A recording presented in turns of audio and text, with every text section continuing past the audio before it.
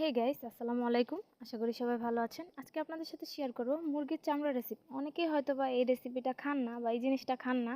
অবশ্যই একবার আমার রান্নাটা ফলো করে ট্রাই করবেন, অবশ্যই ভালো লাগবে। আমি মুরগির চামড়াটা ভালোভাবে বেছে ধুয়ে রেখেছিলাম পরিষ্কার করে, আর সাথে কিছু পরিমাণ আলু দিব, কেটে রেখেছি। এবার আমি তেলটা গরম করে রেখেছিলাম, মশলাগুলো দিয়ে দিব, লং, এলাচি, দারচিনি আর পেঁয়াজ কুচি দিয়ে, অবশ্যই একটু বেশি করে পেঁয়াজ কুচি দিবেন, দিলে খুব ভালো লাগে তরকারিটা। এবার আমি সুন্দর করে পেঁয়াজটা লাল লাল করে ভেজে নেব, নিয়ে পরিমাণ মতো আদা রসুন দিয়ে দিলাম। 3 টেবিল চামচ ইউজ করেছি, আপনারাও করতে পারেন।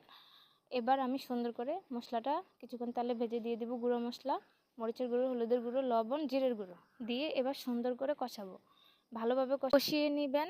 কষিয়ে নেওয়ার পরে যখন উপর দিয়ে এই তেলটা ছাড়বে, এবার আমি ধুয়ে রাখা চামড়াগুলো দিয়ে দিব, দিয়ে ভালোভাবে মিশিয়ে নেব মশলার সাথে।